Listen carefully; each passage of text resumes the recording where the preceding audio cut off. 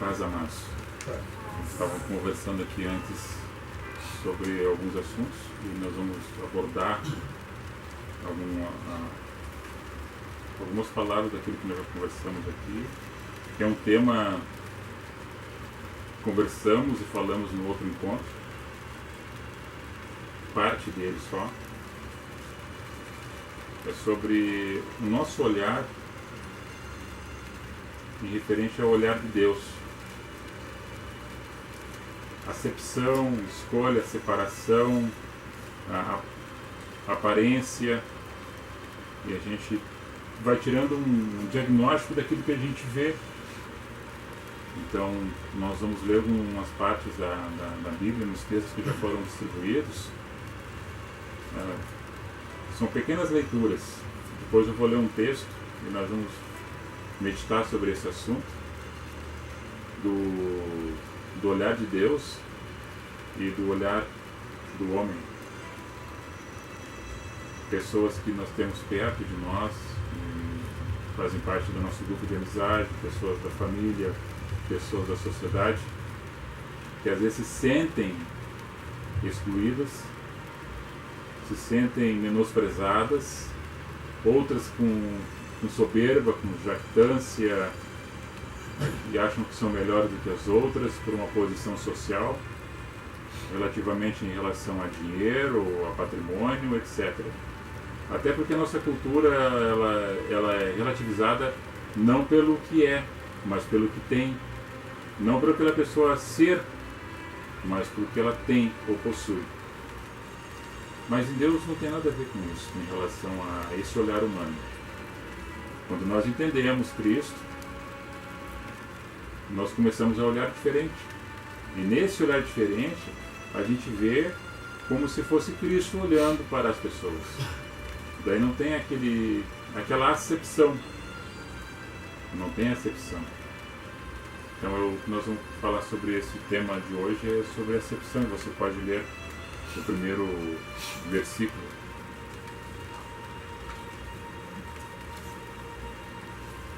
Primeiro Samuel, capítulo 16, versículo 7. Porém o Senhor disse a Samuel: não atentes para a sua aparência, nem para a altura da sua estatura, porque eu tenho rejeitado. Porque o Senhor não vê como vê o homem, pois o homem vê o que está diante dos olhos, porém o Senhor olha para o coração. Uma passagem da Antiga Aliança, onde Samuel vem com óleo para ungir um escolhido, segundo o que ele teve de Deus, para ser rei sobre Israel. Tinha o Saul, que era o primeiro rei de Israel, e agora aparece Davi, que seria o escolhido, mas dentro destes, dos irmãos de Davi, 7, não contando a mulher, que colocaram são os homens, né? Tinha um pequeno que estava no campo, que era Davi, com 17 anos. E aí apareceu ali os irmãos fortes, com boa presença e boa aparência, que eram alistados no exército de Israel, e é citado o nome deles, Aminadab, Samá e Eliabe. É citado o nome deles.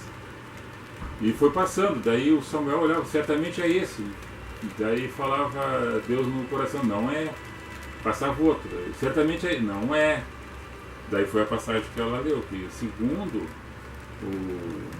o nosso olhar é diferente, nós olhamos pela aparência, Deus olha no coração. Daí foi que o caso que mas passou todos os filhos, será que tem alguém ainda? E, sim, eu tenho um que está lá no campo, ele é jovem, de boa aparência, está cuidando do meu rebanho, das minhas ovelhas.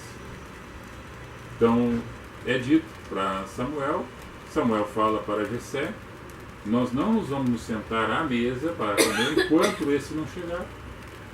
Aí quando ele chega, é chamado, jovenzinho meio franzino, um rosto jovial, aparentemente adolescente, né, para a idade, cuidando das ovelhas do pai.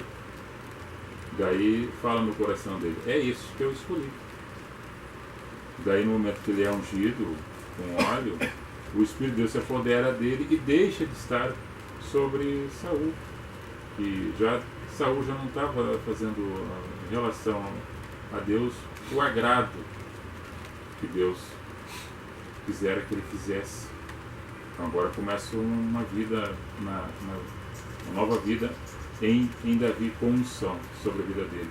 Então é uma escolha, é um entendimento de que muitas vezes, olhando, se fosse um rei, um soldado, deveria ser os mais fortes, os mais preparados. Mas quem estava sendo preparado, na verdade, era Davi. Que os homens não tinham esse mesmo entendimento, que é diferente. O irmão José pode ler. Atos, capítulo 10, versículo 34.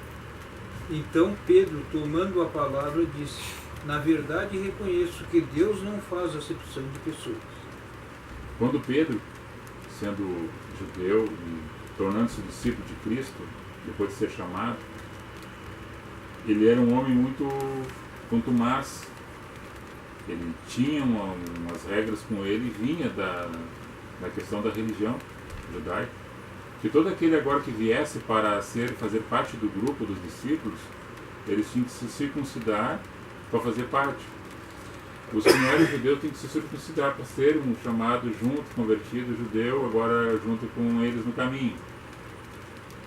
E quando ele chega nessa ocasião aqui em Atos 10, que fala que ele foi chamado até a casa de Cornélios, e Cornélios era da corte italiana, e era um centurião, ele tinha obrigações sobre 100 homens que eram soldados romanos, para cuidar uma província. E no momento que ele chega nessa casa, ele começa a falar de Cristo para essa família, para os empregados, e todos recebem a palavra boa nova, e começam a entender, e há um derramado do Espírito Santo sobre aquelas pessoas. E aí Pedro cai em si dizendo: vejo mesmo que Deus não faz acepção de pessoas.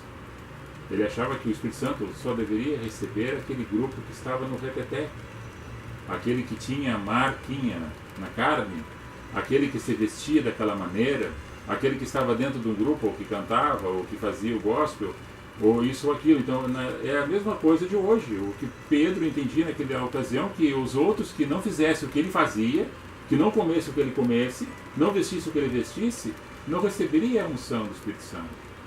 Então agora ele cai em si quando ele vê que aqueles que não faziam parte do grupo, ao qual ele estava acostumado a andar, receberam a mesma porção que ele tinha. Desbar.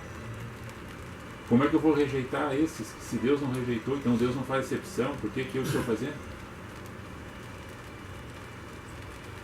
Joel 2,12 fala que é derramado o Espírito sobre toda a carne. Então ele não está dizendo sobre quem, é sobre toda a carne. Sobre toda a pessoa. Aquele que invoca o nome do Senhor, aquele que recebe, aquele que entende, aquele que se esclarece. Então essa é a manifestação de Pedro que fala nessa passagem de Atos 10:34. Irmão Celso. Romanos capítulo 2, versículo 12. Porque todos os que sem lei pecaram, sem lei também perecerão. E todos os que sobre a lei pecaram, pela lei serão julgados. Romanos 2:12. É a questão da lei mosaica que está falando, né? Sobre a lei será julgado, sobre a lei será condenado. Na continuação dessa passagem, ele vai chegar no tempo da graça. Porque se nós fôssemos seguir rigorosamente a lei, nós teríamos sobre um jugo mosaico a lei. E ninguém conseguiria cumprir a lei, que era mais de 600 tipos de ritos da lei. E era uma determinação, era uma conduta, era um segmento, era uma religiosidade, mas aonde não imperava o amor dentro do coração. Quando começa a imperar o amor dentro do coração, que é pela graça sois salvos, isso não vem de vós, é dom de Deus, as pessoas começam a se aproximar de Deus pela graça e pela misericórdia, a qual esses tendo isto, eles não fazem exceção de grupo, de estar junto com aquele ou com aquela, ou com este ou com essa, ou com outro, porque eles se interagem com qualquer tipo de pessoa, porque ele não vê como aquelas pessoas veem. Os religiosos viam para aqueles que estavam na graça pessoas diferentes que não deveriam fazer parte do grupo. Agora, quem está na graça, ele entra em qualquer grupo. E não é levado pelos grupos, mas faz com que aqueles grupos veem nele a necessidade de estar junto, pela essência, pela pureza, pelo amor, pela verdade, pela sinceridade, pela harmonia que as pessoas fazem, não por olhar para menosprezar, para julgar, para achar que é melhor do que o outro, mas simplesmente por ser humano, por amar, por entender as fraquezas das pessoas. A lei é uma coisa pesada, a lei é uma coisa obrigada, a lei é uma coisa que oprime. A graça de Deus em Cristo vem para quebrar todo esse tipo de rito, todo esse tipo de pensamento, paradigmas, maneira das pessoas agirem, se comportarem. E então ele vai vendo nas outras pessoas que a qual no outro tempo ele estava nessa mesma situação e agora diz: graças a Deus, por intermédio de Cristo, estou livre disto. Os meus olhos agora que estão dentro do meu coração, que olham para fora, eu vejo como Cristo via, andando como Cristo andava, nos lugares, vendo as necessidades das pessoas, sentindo as dores das pessoas, não fazendo com que aquela dor da pessoa fosse assim: viu, por que estás assim, apontando? Ou quando ele está na bênção, se aproximar e abraçar: eu te disse que tu ia vencer, como se tivesse em mim a questão dele estar lá para baixo, ou como estava em mim a questão de ter evoluído um pouco mais. Nós fizemos parte sim de jogar alguém para baixo, nós podemos contribuir para que alguém suba também para cima e cresça e evolua. Muitas vezes nós podemos, uma palavra que é jogada ao vento, e nós não conseguimos recuperá-la mais porque ela já foi, ela vai atingir o alvo, que nem uma seta de um dardo que é esticado, larga a seta, ela vai. Depois de lançado, a gente não consegue apanhar mais, ela vai atingir. E o atingir pode ser para o bem ou para o mal. E assim nós já falamos já em outro momento, que as coisas boas e coisas más, elas brotam dentro do nosso coração. Então tudo aquilo que a gente fala é o que nos causa bem ou nos causa mal, não aquilo que nós muitas vezes comemos. Vamos adiante, agora vamos para a passagem de Marcos, que nós falamos alguma coisa disso no outro encontro. Não entender mais um pouco no sentido disso que nós estamos falando. Marcos 10.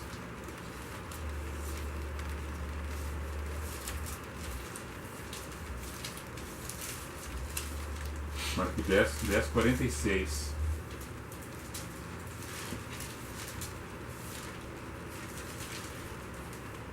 No Evangelho de Marcos, capítulo 10, verso 46, ele também repete Mateus 20, no versículo 29, que fala sobre dois cegos. No Evangelho de Lucas, capítulo 18, verso 35, fala sobre um cego. E esses escritos estão relacionados à mesma pessoa, que é o cego de Jericó.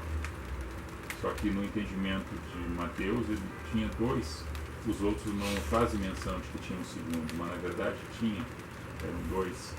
E aqui está falando relativado à questão deste, que ele não tinha nome, que é o Bartimeu.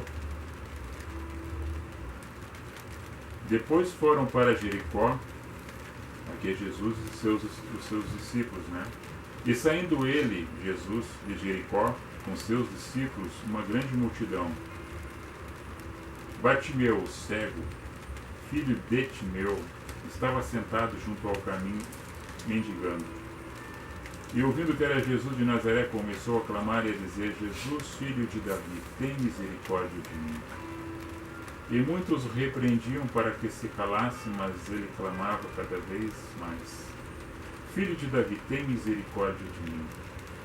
E Jesus, parando, disse que o chamassem, e chamaram o cego, e dizendo-lhe: Tem bom ânimo, levanta-te, que ele te chama. E ele, lançando de si a sua capa, levantou-se e foi ter com Jesus. E Jesus, falando, disse-lhe: Que queres que te faça? E o cego lhe disse: Mestre, que eu tenha vista. E Jesus disse a ele: Vai, a tua fé te salvou. E ele logo viu e seguiu a Jesus pelo caminho. O que tem a ver isso com o que nós falamos até agora sobre acepção, sobre escolha, sobre separação? Naquele tempo, como nos dias de hoje, nós temos pessoas que da sociedade elas estão separadas pela questão financeira, pela questão da enfermidade, pelo problema que está passando. Ela é separada, ela é colocada à parte. Por nós mesmos ela é excluída, ela é excluída da sociedade. Aqui nós temos um grupo que fala de um cego, tem o paralítico, tinha o leproso, tinha a mulher do fluxo de sangue, em Lucas 8,40 também narra, ali junto quando Jesus chega e tem a filha de Jairo que também vai ser levantada morta dentro da casa de Jairo.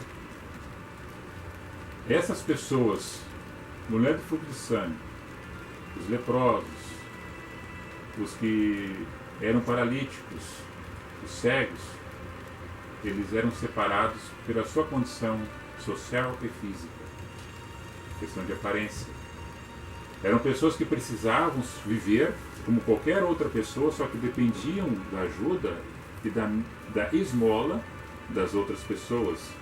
E quando eram ajudadas por outras pessoas que se achavam que estavam fazendo alguma coisa, principalmente o judeu na época, o fariseu, que era o doutor da lei, que conhecia todo o rito mosaico, quando ele fazia alguma coisa para ajudar esse tipo de pessoa, ele pedia para aquele que estava na praça tocasse a corneta, para que todos vissem que ele estava dando uma esmola para uma pessoa que precisava, para se vangloriar, que eu sou o cara, eu posso, e aquele ali é um pobre coitado.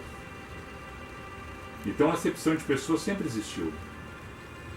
Olhando para uma pessoa caída na beira do caminho, esse cego, e eu falo daí de Mateus, que fala que tem um segundo cego que está junto com ele, que o único amigo que ele tinha na vida dele era o outro cego, não tinha mais nada, a não ser uma capa, e o outro amigo que ele tinha que era cego também, igual a ele. Eram duas pessoas que eram menosprezadas na sociedade, que as pessoas passavam, olhavam e passavam de largo, e às vezes quando dava alguma coisa, dava por pena, por dó, e os outros davam para se aparecer. Mas não tinha ninguém que levantasse a ele, ou que conduzisse ele pelo caminho. Eles ficavam fora das muralhas de Jerusalém, porque dentro da cidade só podia ficar as pessoas que eram normais, no sentido do normal, caminhando, limpo, que não tinham feridos pelo corpo, que não eram cegos e que não tinham fluxo de sangue. Durante a noite eles eram colocados distante dos muros de Jerusalém, que não podiam entrar, só entrariam com a permissão do prefeito, e para isso eles tinham que ter uma capa que identificasse eles que eram